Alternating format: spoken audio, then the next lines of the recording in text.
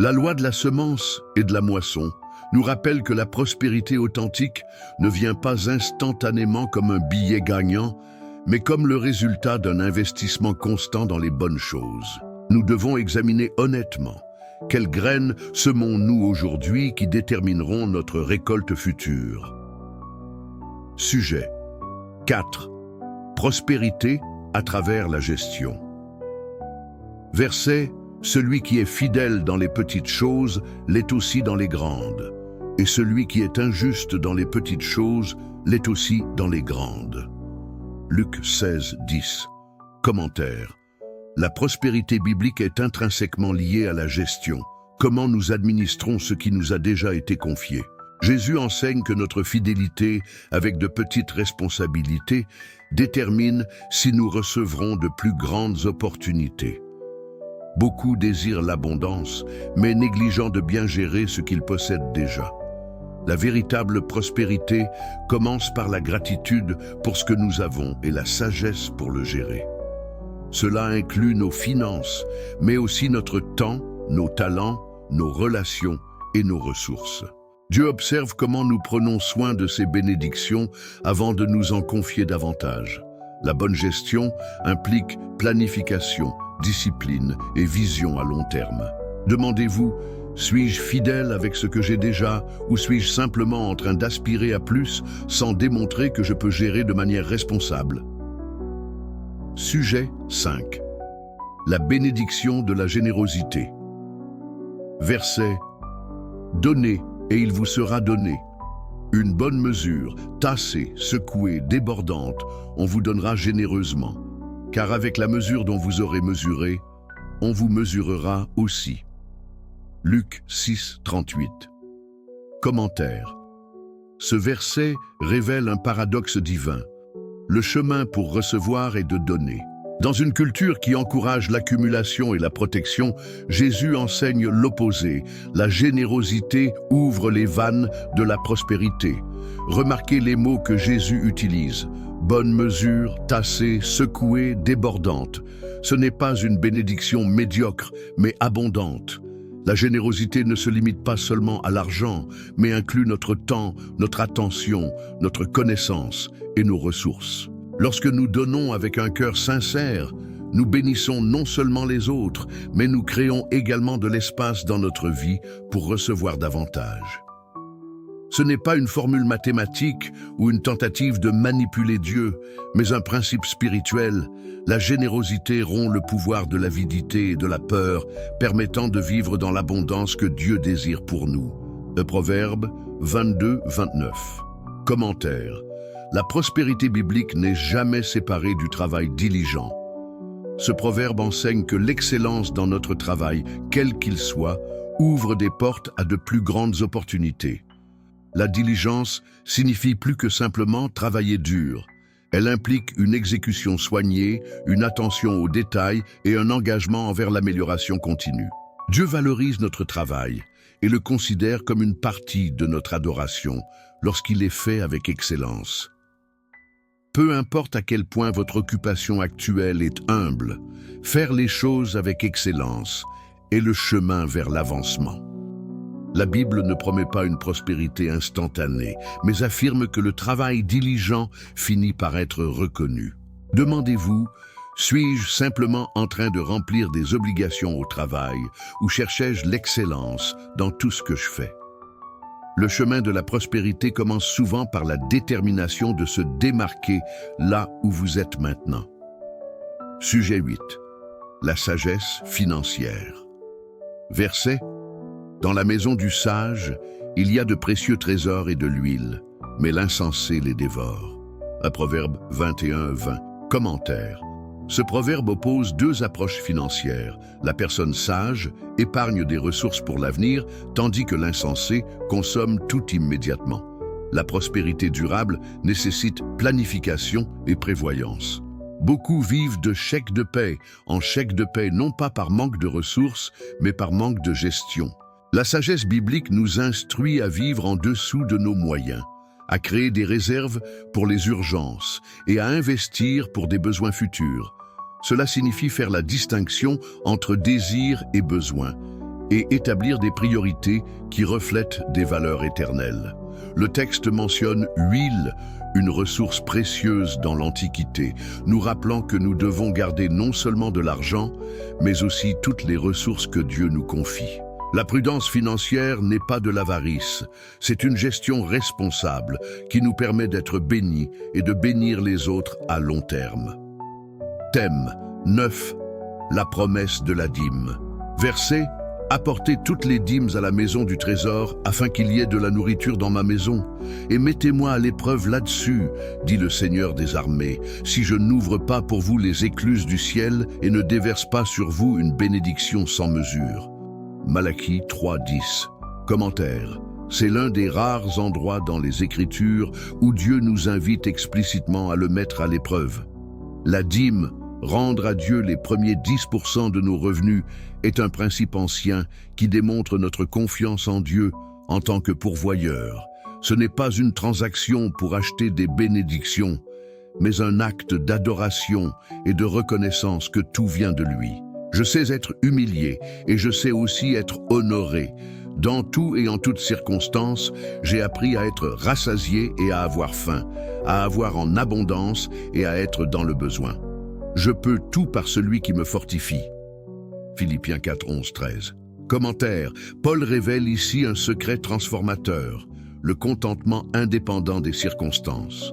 Il ne nie pas la réalité de la pénurie ou de l'abondance, mais affirme qu'il a appris à s'adapter aux deux. Notez le mot « appris ».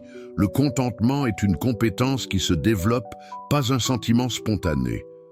La véritable prospérité inclut cette richesse intérieure qui nous libère des montagnes russes émotionnelles des circonstances externes. Cela ne signifie pas se contenter ou manquer d'ambition, mais une paix intérieure qui transcende notre situation actuelle. Paul révèle la source de cette capacité. Je peux tout par celui qui me fortifie.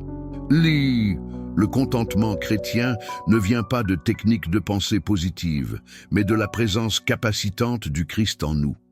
Cette perspective nous permet d'être reconnaissants dans la pénurie et généreux dans l'abondance, expérimentant la prospérité intérieure, même lorsque les circonstances externes sont difficiles. Thème 11. Se libérer de l'anxiété financière. Verset. Ne vous inquiétez donc pas en disant « Que mangerons-nous? Que boirons-nous? Ou de quoi nous vêtirons-nous » Car ce sont les païens qui recherchent toutes ces choses. Votre Père Céleste sait que vous avez besoin de toutes ces choses. Matthieu 6, 31-32. Commentaire. L'anxiété financière est l'un des plus grands obstacles à l'expérience de la véritable prospérité. Jésus confronte directement ce problème, identifiant la préoccupation pour les besoins fondamentaux comme une caractéristique de ceux qui ne connaissent pas Dieu. Il ne minimise pas nos véritables besoins, mais nous invite à une perspective différente. Nous avons un Père Céleste qui connaît nos besoins avant même que nous les exprimions. L'anxiété constante au sujet de l'argent indique une déconnexion entre ce que nous professons croire et comment nous vivons réellement. Quand nous nous préoccupons excessivement de la provision, nous agissons comme des orphelins spirituels, non comme des enfants d'un Père aimant. La libération de cette anxiété vient lorsque nous transférons véritablement nos préoccupations à Dieu, en lui faisant confiance pour sa provision tout en faisant notre part de manière responsable. Cette confiance nous permet de vivre dans le présent, de prendre des décisions financières avec clarté et d'expérimenter la paix même en temps d'incertitude. Sujet 12. Intégrité dans les affaires. Verset. La balance trompeuse est une abomination pour le Seigneur, mais le poids juste est son plaisir. Proverbe 11:1. Commentaire. La véritable prospérité ne vient jamais au détriment de l'intégrité. Ce proverbe utilise une image de l'Antiquité, les balances commerciales, pour établir un principe intemporel. Dieu déteste la malhonnêteté dans les affaires, mais se délecte de la justice. Dans un monde où les petites malhonnêtetés sont normalisées, évasion fiscale, exagération des rapports de dépenses, non-respect des engagements, ce verset nous confronte. Dieu ne sépare pas notre vie spirituelle de nos pratiques commerciales. Le mot « abomination » est l'un des plus forts dans la Bible pour exprimer le désaveu divin. D'un autre côté, l'intégrité dans les affaires plaît réellement à Dieu. La prospérité fondée sur la malhonnêteté est temporaire et vide, mais celle fondée sur l'intégrité apporte non seulement un soutien, mais aussi la paix de la conscience et des relations de confiance. Nous devons nous demander, suis-je prêt à perdre un avantage financier à court terme pour maintenir mon intégrité à long terme? Sujet 13. La malédiction de la cupidité. Verset. Alors il leur dit, prenez garde et gardez-vous de toute avarice, car la vie d'un homme ne consiste pas dans l'abondance des biens qu'il possède. Luc 12, 15. Commentaire. Jésus nous met en garde contre la cupidité, la qualifiant de menace pour notre vie spirituelle. Le mot grec pour avarice ici signifie littéralement désir d'avoir plus. Cette insatisfaction constante qui nous fait sentir que nous n'avons jamais assez. Le Christ va plus loin en déclarant une vérité révolutionnaire. La qualité de notre vie n'est pas déterminée par la quantité de nos possessions.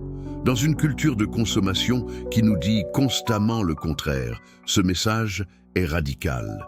La cupidité est particulièrement dangereuse car elle se déguise en ambition saine ou en prudence. Elle nous fait valoriser les choses au-dessus des personnes et nous maintient dans un cycle sans fin de vouloir toujours plus. Le remède à la cupidité est la gratitude, reconnaître et apprécier ce que nous avons déjà, et la générosité, utiliser nos ressources pour bénir les autres. Lorsque nous faisons cela, nous découvrons que la véritable richesse réside dans la qualité de nos relations et dans la profondeur de notre caractère. Sujet 14. Prospère en toute saison. Verset. Béni soit l'homme qui se confie dans le Seigneur et dont l'espérance est le Seigneur. Car il est comme un arbre planté près des eaux, qui étend ses racines vers le ruisseau et ne craint pas quand vient la chaleur, mais sa feuille reste verte, et dans l'année de sécheresse, il ne s'inquiète pas, ni ne cesse de porter du fruit. Jérémie 17, 7, 8. Commentaire. Ce verset décrit une prospérité qui transcende les circonstances difficiles. L'image d'un arbre qui reste vert et fructueux, même en période de sécheresse, représente le croyant qui maintient une vitalité spirituelle en temps de défi. Notez que l'arbre n'est pas immunisé contre la chaleur et la sécheresse. Ces temps viendront. La différence réside dans l'endroit où ses racines sont ancrées. Lorsque nous faisons confiance profondément à Dieu, nos racines atteignent des sources de nutrition qui vont au-delà des circonstances visibles. Ce type de prospérité ne signifie pas absence de difficultés, mais capacité à rester productif et résilient durant celle-ci. Beaucoup supposent que la prospérité signifie seulement des jours ensoleillés, mais la véritable prospérité biblique inclut la capacité de s'épanouir même. Nous devons nous demander: mes racines sont-elles assez profondes pour me soutenir lorsque l'économie vacille, lorsque la santé fait défaut ou lorsque les relations sont mises à l'épreuve? Sujet 15. Éviter les raccourcis dangereux. Verset. La richesse acquise à la hâte diminuera, mais celui qui amasse peu à peu aura de l'augmentation. L'automne. Proverbe 13, 11. Commentaire.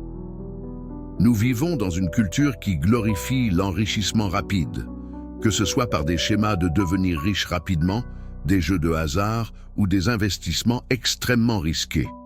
Ce proverbe avertit que la richesse acquise précipitamment tend à disparaître rapidement. Il y a quelque chose dans la nature du processus graduel qui non seulement construit de la richesse, mais aussi le caractère et la sagesse nécessaires pour la maintenir. L'accumulation patiente de ressources nous enseigne la discipline, la patience et la gestion, des qualités essentielles pour la véritable prospérité. La phrase « peu à peu » suggère la constance et non la vitesse. Elle nous rappelle que la plupart des succès financiers proviennent d'habitudes quotidiennes positives, soutenues dans le temps, et non de coups de chance ou de schémas risqués. Nous devons résister à la tentation de raccourcis douteux, même lorsqu'ils semblent promettre des résultats plus rapides. Le chemin de la prospérité durable n'est souvent pas le plus court, mais le plus fiable. Sujet 16. Planifier pour l'avenir. Verset. Va vers la fourmi, paresseux, considère ses voies et sois sage. N'ayant ni chef, ni surveillant, ni maître, elle prépare en été son pain. Elle amasse pendant la moisson sa nourriture. Le Proverbe 6, 6, 8. Commentaire. La humble fourmi nous enseigne une leçon puissante sur la prospérité, l'importance de la planification à l'avance. Notez que la fourmi travaille durant la saison d'abondance, été, pour se préparer à des temps plus difficiles. La véritable prospérité inclut la sagesse d'anticiper les besoins futurs. Cela va à l'encontre de la mentalité de vivre uniquement pour le présent qui prévaut dans notre société. La Bible ne condamne pas le fait de profiter du présent, mais nous avertit de ne pas le faire au détriment de l'avenir. Le texte souligne également que la fourmi agit de sa propre initiative, sans supervision externe. Un rappel que chacun est responsable de sa propre planification financière. Cela inclut épargner pour les urgences, investir pour la retraite et considérer comment nous pourvoirons pour nos dépendants. La prospérité biblique ne concerne jamais seulement maintenant. Il s'agit de gérer les ressources sagement à travers le temps. Demandez-vous, est-ce que je sacrifie la sécurité future pour des plaisirs momentanés ou est-ce que je fais un équilibre responsable entre le présent et l'avenir? Sujet 17. Honorer Dieu avec nos finances. Verset. Honore le Seigneur avec tes biens et avec les prémices de tous tes revenus. Alors tes greniers se rempliront abondamment et tes cuves débordantes de vin. Et d'un Proverbe 3, 9, 10. Commentaire. Ce proverbe établit un lien direct entre l'honneur de Dieu avec nos ressources et l'expérience de sa bénédiction. Honorer, ici, signifie plus que simplement donner de l'argent. Cela signifie reconnaître que Dieu est la source de tout ce que nous avons et le démontrer à travers nos priorités financières. La mention des prémices est significative. Nous n'offrons pas à Dieu ce qui reste après avoir satisfait nos désirs, mais nous lui donnons le premier et le meilleur de nos revenus. Ce principe ne fonctionne pas comme une formule magique, mais comme un alignement avec l'ordre divin qui conduit naturellement à la prospérité. La promesse de greniers pleins et de cuves débordantes représente l'abondance dans les domaines pertinents de notre vie. Lorsque nous honorons Dieu avec nos finances, il multiplie souvent notre capacité à générer de la richesse, nous bénit avec la sagesse pour gérer les ressources et nous protège contre des pertes inutiles. Notre générosité envers Dieu n'est jamais une dépense, mais un investissement qui apporte des retours sur plusieurs dimensions. E2, sujet 18, la valeur du conseil sagesse. Si vous avez besoin d'autres traductions ou d'informations, n'hésitez pas à demander. Verset. Où il n'y a pas de conseil, les projets échouent, mais avec de nombreux conseillers, il y a du succès. Proverbe 15, 22. Commentaire. Beaucoup de personnes compromettent leur prospérité en se fiant excessivement à leur propre jugement. Ce proverbe révèle que les décisions importantes, en particulier financières, bénéficient de multiples perspectives. L'orgueil nous empêche souvent de chercher des conseils, nous faisant croire que nous savons plus que les autres ou craignant de paraître ignorants. Cependant, même les plus sages ont des angles morts. Chercher des conseils n'est pas un signe de faiblesse, mais de prudence. Il est important de noter que le verset mentionne de nombreux conseillers. Nous ne devons pas dépendre d'un seul avis, surtout pour des décisions complexes. Nous devons également choisir des conseillers sages, pas seulement ceux qui diront ce que nous voulons entendre. Cela peut inclure des mentors spirituels, des professionnels financiers, des personnes qui ont réussi dans le domaine où nous recherchons des conseils et des individus qui connaissent bien nos circonstances. La véritable prospérité découle souvent de l'humilité d'apprendre de l'expérience et de la sagesse des autres. Sujet 19. Trouver un but dans le travail. Verset. Tout ce que ta main trouvera à faire, fais-le selon tes forces, Car dans l'au-delà, vers où tu vas, il n'y a ni œuvre, ni projet, ni connaissance, ni aucune sagesse.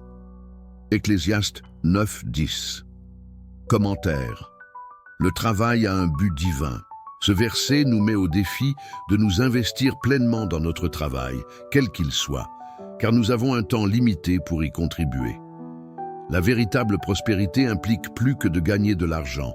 Elle inclut la satisfaction de faire notre travail avec excellence et but. Beaucoup souffrent de désengagement professionnel parce qu'ils voient le travail uniquement comme un moyen d'atteindre un but financier et non comme une expression de leurs dons et de leur vocation. L'expression « selon tes forces » nous rappelle de donner le meilleur de nous-mêmes, pas seulement le minimum nécessaire. Cela ne signifie pas être un workaholic, mais un engagement sincère envers la qualité et l'intégrité. Lorsque nous travaillons de cette manière, nous augmentons non seulement nos chances de succès financier, mais nous expérimentons également la prospérité de la réalisation et du sens. Demandez-vous, suis-je simplement en train de faire mon service ou investis-je mes talents et mon énergie dans le travail comme un acte de gestion devant Dieu? Sujet 20. La malédiction de la paresse. Verset. Je suis passé par le champ du paresseux et près de la vigne de l'homme dépourvu de sens. Voici, tout était plein d'épines, le sol couvert d'orties et son mur de pierres en ruine. Ce que j'ai vu, j'ai considéré, et en le voyant, j'ai reçu instruction. Un peu pour dormir, un peu pour bâiller, un peu pour croiser les bras au repos. Ainsi ta pauvreté viendra comme un voleur, et ton besoin comme un homme armé. Proverbe 24, 30, 34. Commentaire. Ce texte dresse un tableau vivant des conséquences de la paresse. Le champ abandonné représente des opportunités perdues et un potentiel non réalisé. Notez que la détérioration ne s'est pas produite instantanément, mais graduellement, tout comme la paresse ne cause que rarement une faillite immédiate, mais une érosion lente de la prospérité. La référence à un peu de sommeil et de repos suggère que la paresse se cache souvent derrière de petites indulgences qui s'accumulent. Il ne s'agit pas seulement de dormir trop, mais de procrastiner, d'éviter le travail difficile et de ne pas entretenir ce que nous possédons. La parabole se termine par la pauvreté arrivant comme un voleur, de façon inattendue, et comme un homme armé, difficile à résister. La prospérité biblique exige une diligence constante. Cela ne signifie pas l'absence de repos approprié, mais signifie la discipline de remplir nos responsabilités avant de rechercher du confort. Nous devons examiner honnêtement. Y a-t-il des domaines de notre vie où la paresse compromet silencieusement notre potentiel? Sujet 21. Les bénédictions qui viennent de l'obéissance. Verset. Si vous obéissez fidèlement au Seigneur votre Dieu et que vous suivez soigneusement tous les commandements que je vous donne aujourd'hui, le Seigneur votre Dieu vous placera bien au-dessus de toutes les nations de la terre. Toutes ces bénédictions viendront sur vous et vous accompagneront si vous obéissez au Seigneur votre Dieu. Deutéronome 28, 1, 2. Commentaire. Ce texte établit un lien clair entre l'obéissance et la bénédiction. Bien qu'il soit écrit spécifiquement pour Israël sous l'alliance mosaïque, le principe spirituel demeure pertinent. L'obéissance à Dieu crée des conditions pour la prospérité. Cela a un sens intuitif. Les commandements de Dieu ne sont pas des règles arbitraires, mais des directives pour vivre en harmonie avec sa création et son dessein. Lorsque nous vivons selon sa volonté, nous évitons naturellement de nombreux pièges destructeurs. L'obéissance à des principes bibliques tels que l'honnêteté, la diligence, la générosité et la gestion établit une base solide pour une prospérité durable. Notez que les bénédictions viendront sur vous et vous accompagneront, suggérant que nous n'avons pas besoin de les poursuivre directement. Elles résultent naturellement d'une vie en obéissance. La vraie prospérité n'est pas acquise en abandonnant des principes divins pour un gain, mais en marchant fidèlement dans la direction que Dieu a établie, en faisant confiance à ce que ces bénédictions nous atteindront en temps voulu. Le budget 22. Surmonter la peur de l'échec. Verset. Car Dieu ne nous a pas donné un esprit de timidité, mais de puissance, d'amour et de maîtrise de soi. 2 Timothée 1, 7. Commentaire. La peur de l'échec empêche de nombreuses personnes d'atteindre leur potentiel de prospérité. Ce verset nous assure que la peur paralysante ne vient pas de Dieu. Au contraire, il nous équipe de puissance pour agir malgré la peur, d'un amour qui nous relie à des objectifs plus grands que nous-mêmes, et d'autodiscipline pour persister face aux difficultés. De nombreuses opportunités de prospérité nécessitent des risques calculés et une volonté d'affronter la possibilité de l'échec. Les entrepreneurs, investisseurs et innovateurs connaissent tous cette réalité. La prospérité biblique ne promet pas l'absence d'échec, mais nous donne des ressources spirituelles pour apprendre d'eux et aller de l'avant. Lorsque nous comprenons que notre valeur ne réside pas dans notre performance et que Dieu peut racheter même nos erreurs, nous gagnons la liberté d'essayer de nouvelles choses. Demandez-vous, quelles opportunités de croissance j'évite par peur? Comment puis-je exercer la puissance, l'amour et l'autodiscipline que Dieu m'a donnée pour avancer malgré l'incertitude? Sujet 23. Gérer la richesse avec humilité. Verset. Recommande aux riches de ce monde de ne pas être orgueilleux, ni de mettre leur espoir dans l'incertitude des richesses, mais en Dieu, qui nous donne abondamment toutes choses pour en jouir. Qu'ils pratiquent le bien, qu'ils s'enrichissent de bonnes œuvres, qu'ils partagent de bon cœur et qu'ils soient communicables. 1 Timothée 6, 17, 18. Commentaire. Ce texte offre des orientations cruciales pour ceux qui ont déjà atteint une prospérité financière. Premièrement, il avertit contre l'orgueil qui accompagne souvent la richesse, la tendance à voir le succès financier comme le pur résultat de nos propres efforts. Deuxièmement, il nous met en garde de ne pas faire confiance à des richesses qui sont intrinsèquement incertaines et peuvent disparaître rapidement. Au lieu de cela, nous devons garder notre confiance en Dieu, la véritable source de sécurité. Troisièmement, il établit que le but de la richesse n'est pas seulement le plaisir personnel, mais la générosité stratégique, être riche en bonnes œuvres. Notez l'équilibre ici. Dieu nous donne des choses pour en jouir, permettant un plaisir légitime, mais aussi pour que nous partagions librement. Cela reflète la compréhension biblique selon laquelle nous sommes des intendants, pas des propriétaires absolus de nos ressources. La véritable prospérité inclut non seulement l'accumulation, mais une gestion sage qui bénéficie aux autres et fait avancer des desseins divins. Sujet 24. Renouvellement de l'esprit pour la prospérité. Verset. Et ne vous conformez pas à ce monde, mais transformez-vous par le renouvellement de votre esprit, afin que vous expérimentiez quelle est la bonne, agréable et parfaite volonté de Dieu. Romains 12, 2. Commentaire. Un des plus grands obstacles à la véritable prospérité est un système de pensée conformé aux valeurs mondaines. Ce verset nous appelle à une transformation radicale par le renouvellement de l'esprit. La prospérité biblique nécessite que nous repensions les définitions culturelles du succès, de la valeur personnelle et du but. Alors que le monde définit la prospérité principalement par la richesse matérielle et le statut, la perspective renouvelée par la parole de Dieu la voit de manière multidimensionnelle, incluant la paix intérieure, des relations saines, une contribution significative et un alignement avec les desseins divins. Ce renouvellement ne se produit pas instantanément, mais à travers l'étude cohérente des Écritures, la prière réfléchie et une communauté qui renforce des valeurs bibliques. Lorsque notre esprit est renouvelé, nous commençons à reconnaître et à rejeter les mensonges qui nous maintiennent dans des schémas appauvrissants, comparaison constante, contentement basé sur les acquisitions et définition de la valeur personnelle par les possessions. Alors nous pouvons expérimenter la volonté de Dieu pour notre prospérité qui est bonne, agréable et parfaite, bien au-delà de ce que le système mondial peut offrir. Sujet 25. persévérance dans les moments difficiles.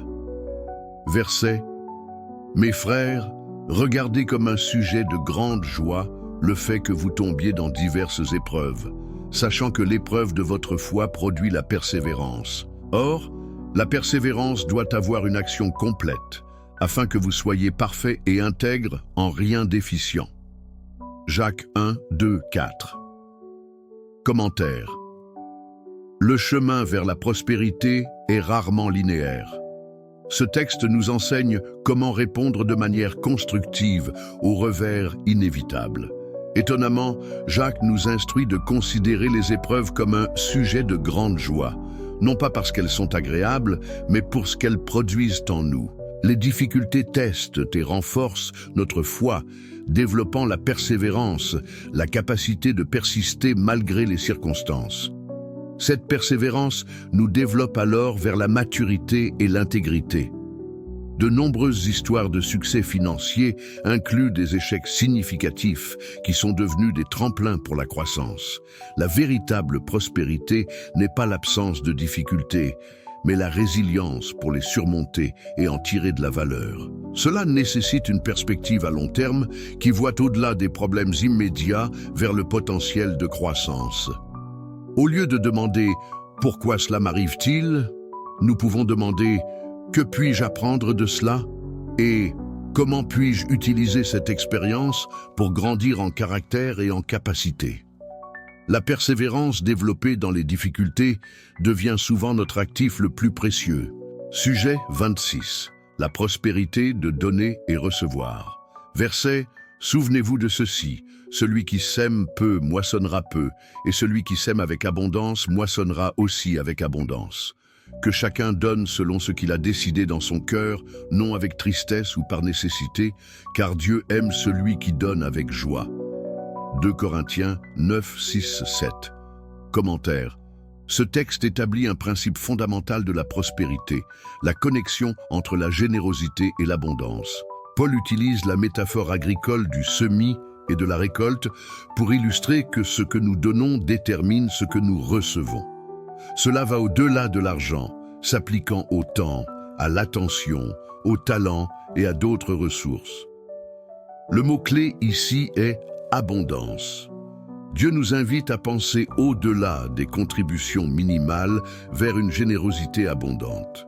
Toutefois, notez que cette générosité doit être décidée librement, non par coercition ou culpabilité, que chacun donne selon ce qu'il a décidé dans son cœur. Dieu se soucie non seulement de la quantité, mais de l'attitude. Il aime celui qui donne avec joie. Lorsque nous donnons à contre-cœur, nous perdons la bénédiction transformante de la générosité. La véritable prospérité inclut la joie d'être un canal de bénédiction pour les autres, et non seulement un réservoir pour nous-mêmes. Cela crée un cycle vertueux. Plus nous donnons généreusement avec le bon cœur, plus nous sommes bénis et capables de donner encore plus. Sujet 27. Établir les bonnes priorités. Verset: Car l'amour de l'argent est la racine de tous les maux, et certains, dans cette convoitise, se sont éloignés de la foi et se sont infligés beaucoup de douleurs. 1 Timothée 6,10. Commentaire. Ce verset souvent mal cité ne dit pas que l'argent est la racine de tous les maux, mais que l'amour de l'argent l'est. La distinction est cruciale. L'argent en soi est neutre, un outil qui peut être utilisé pour un grand bien ou un grand mal. Le problème surgit lorsque l'argent devient un objet d'amour et de dévotion. Lorsque l'acquisition de richesses devient notre priorité centrale, cela déforme tous les autres domaines de la vie. Paul avertit que certains, dans cette quête obsessionnelle, se sont éloignés de la foi, compromettant des valeurs spirituelles pour un gain financier, et se sont infligés beaucoup de douleurs, sacrifiant santé, relations et paix intérieure. La véritable prospérité nécessite des priorités saines, où l'argent reste un serviteur et non un maître. Nous devons régulièrement examiner nos choix. Sacrifions-nous des principes fondamentaux pour un gain financier?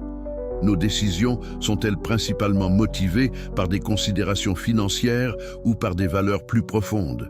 Lorsque nous gardons l'argent dans sa perspective appropriée, nous pouvons le rechercher sans en être esclaves. Juge 28. la prière pour une prospérité équilibrée. Verset, éloigne de moi la faussehood et le mensonge. Ne me donne ni pauvreté ni richesse. Accorde-moi le pain qui m'est nécessaire, de peur que, étant rassasié, je ne te renie et ne dise « Qui est le Seigneur ?» ou que, étant pauvre, je ne vienne à voler et profaner le nom de Dieu. Proverbe 38, 9. Commentaire. Cette prière remarquable d'Agur révèle une perspective équilibrée sur la prospérité matérielle. Au lieu de demander une grande richesse, il reconnaît les dangers spirituels des deux extrêmes, tant de la richesse excessive que de la pauvreté sévère. La richesse peut mener à l'autosuffisance et à l'oubli de Dieu, tandis que la pauvreté extrême peut inciter à la malhonnêteté. Agur cherche le pain nécessaire, une suffisance qui permet une vie digne sans excès, qui pourrait déformer les priorités spirituelles. Cette prière nous invite à considérer ce qu'est notre suffisant, un concept contre-culturel dans une société qui nous dit constamment que nous avons besoin de plus. Elle nous rappelle également que notre situation financière affecte notre vie spirituelle, pour le meilleur ou pour le pire. La véritable prospérité n'est pas de maximiser la richesse, mais de trouver l'équilibre qui soutient le mieux notre fidélité à Dieu et nos valeurs permanentes. Nous devons nous demander, quelle est la suffisance pour moi? Suis-je à la recherche de richesse pour elle-même ou d'une suffisance qui soutient mon véritable but? Sujet 29. Investir dans l'éternité. Verset. Ne vous amassez pas des trésors sur la terre où les mites et la rouille consument tout et où les voleurs percent et volent. Mais amassez-vous des trésors dans le ciel où ni mythe ni rouille ne consument et où les voleurs ne percent ni ne volent. Car là où est votre trésor, là sera aussi votre cœur. Matthieu 6, 19, 21. Commentaire. Jésus offre ici une perspective transformative sur les investissements. Il contraste deux portefeuilles, des trésors terrestres qui diminuent inévitablement en valeur et sont vulnérables à la perte, et des trésors célestes qui conservent une valeur éternelle et sont complètement sûrs. Cela ne signifie pas que nous ne devrions pas économiser ou investir financièrement, mais que notre stratégie d'investissement principale doit se concentrer sur des valeurs éternelles. N'hésitez pas à demander si vous avez besoin d'autres traductions ou précisions. Nous investissons dans le ciel lorsque nous utilisons nos ressources pour faire avancer le royaume de Dieu, en servant les nécessiteux, en soutenant des ministères, en construisant le discipulat et en vivant généreusement. L'observation finale de Jésus révèle une vérité profonde. Où nous investissons nos ressources montre où se trouve notre cœur. Nos priorités financières sont un baromètre spirituel. La véritable prospérité inclut la sagesse d'allouer nos ressources non seulement pour un retour temporel, mais pour un impact éternel. Nous devons évaluer régulièrement quelle proportion de mes ressources est consacrée à des investissements ayant une valeur éternelle. Mes standards de dépenses reflètent-ils mes valeurs déclarées? Sujet 30. Le secret de la véritable satisfaction. Verset.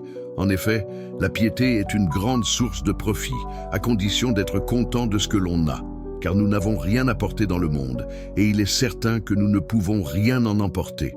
Si nous avons donc de quoi nous nourrir et nous vêtir, contentons-nous en. 1 Timothée 6, 6, 8. Commentaire. Paul conclut que la véritable prospérité se trouve dans la combinaison de piété avec contentement. La piété, vivre en relation correcte avec Dieu, apporte but et signification. Le contentement, satisfaction avec ce que nous avons, apporte paix et joie. Ensemble, ils forment une richesse qui transcende les circonstances financières. Paul fonde cette perspective sur deux vérités indéniables. Nous entrons dans le monde sans bien et nous le quitterons de la même manière. Cette réalité expose la futilité de construire notre vie autour de l'accumulation. Paul définit alors la suffisance de base, nourriture et vêtements, comme base du contentement. Cela n'interdit pas de désirer une amélioration, mais établit que nos besoins de base satisfaits sont une raison suffisante pour la gratitude. La véritable prospérité n'est pas définie par la quantité de nos possessions, mais par la qualité de notre âme. Elle inclut la liberté d'apprécier ce que nous avons sans être esclaves du désir de plus.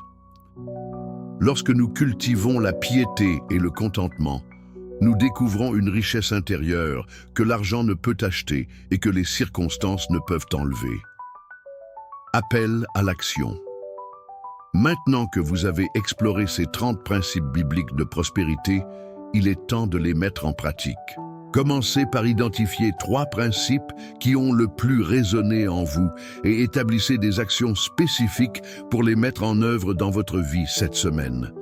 Partagez cette étude avec quelqu'un qui pourrait bénéficier de ces enseignements. N'oubliez pas, la véritable prospérité ne concerne pas seulement l'accumulation, mais l'alignement avec les principes de Dieu pour vous bénir et, à travers vous, bénir les autres. Engagez-vous à étudier l'un de ces sujets par jour pendant le mois prochain, en appliquant chaque principe à votre situation spécifique.